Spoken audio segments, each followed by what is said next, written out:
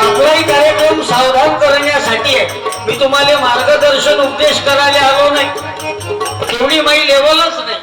मी आपल्यातलंच पोरगा आणि आज हा योगायोग घडून आला साहेब. म्हणजे साहेबाचा फोन आला आणि हा योग घडला. नाही तर आजची तारीख मी असतो मराठवाड्यातच तिकडल्या भागात आणि त्यातल्या त्या तब्येतही बैठली, गळाही बसून गेला. पण या मंडळीचं प्रेम कायम आहे. सकाळपासून लोक आहेत पण तरी सुद्धा कार्यक्रमात हजर आहे. पण लहान लेकरापासून तर वयोवृद्ध माणसापर्यंत. आता ह्या आजी बसल्या समोर, या आजीचं वय 70च्या वरतं असं नाही. व आजी जास्त आहे पण कमी नाही. त्याच्यात कलाचाच आहे. आता किती आहे आजी वय?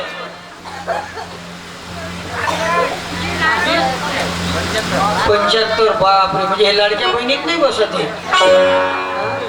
तरी चष्मा नाही, तरी या आजीने चष्मा नाही. पहा ना फेसबुक कसं ओके, नो खोके, एकदम ओके.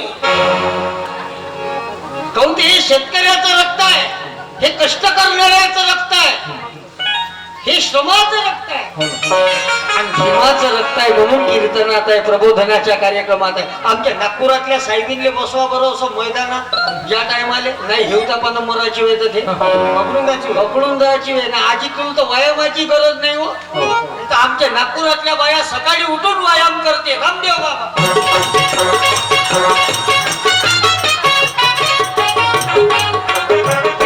बाईने विचारावं काऊन टाकू व्यायाम करते तर फिटनेस छान राहते म्हणते, तब्येत छान राहते म्हणते. तब्येत मग तब्येतच जर चांगली जर ठेवायची आहे तर सासूचे कपडे नाही धुवा, ते तर नेट लागते.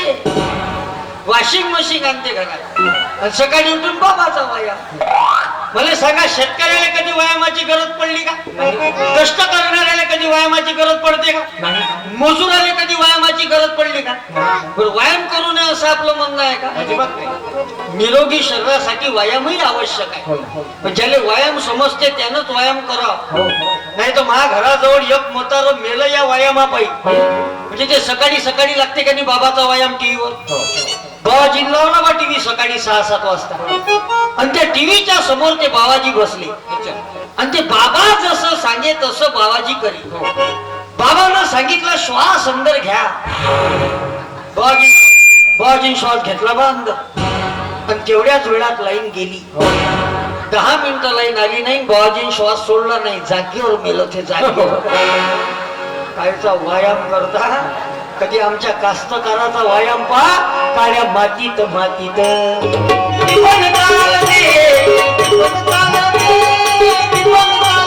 म्हणून एकेकाळी नारा होता जय जवान जय जवान.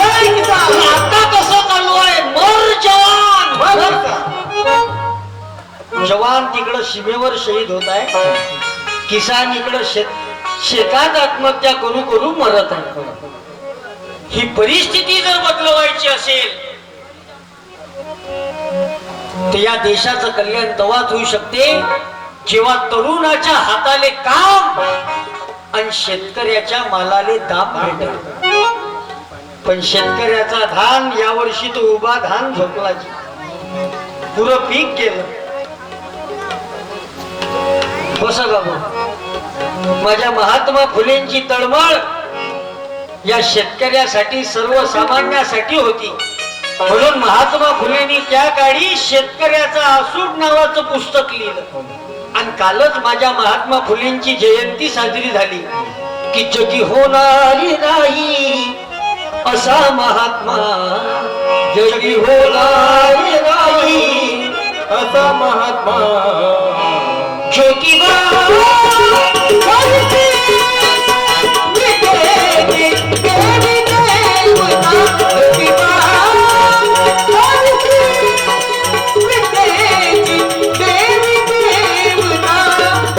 आम्ही जास्त जोरात ओढावलो तुमचं ते विसल मारते आहे ना, ते बरोबर तुम्ही जमवता. ते फक्त जास्त हात नका लावू. एकदाचे कमी केले तर चालत, काही प्रॉब्लेम नाही. ते हाताबोटाचं जमत नाही मशीनले.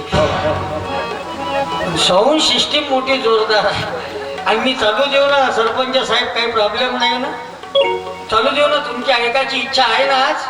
कारण तुम्ही सकाळपासून सर्व मंडळी बसली आहे. सुंदर बुद्ध विहार तयार झाला आपल्या इथं. वंदना बुद्ध विहार, काय प्रसन्नता आहे. आणि या विहारासाठी मी माझ्याकडून भारताच्या संविधानाची प्रास्ताविका अर्पण करतो. या सरपंच साहेब बनसोड साहेब आहेत का कार्यक्रमात? आणि डोंगरे साहेब जेवण, जेवण नाही, जेवणाला गेले म्हणे मगाशी. या दोघे या, आजी माझी सरपंच. क्या बात, क्या बात आहे. दोघे जण पहा कशी युती जोरदार आहे. सरपंच साहेबाचं का पहा लागते, सुगडी गाव सासूरवाडी आहे तुमची.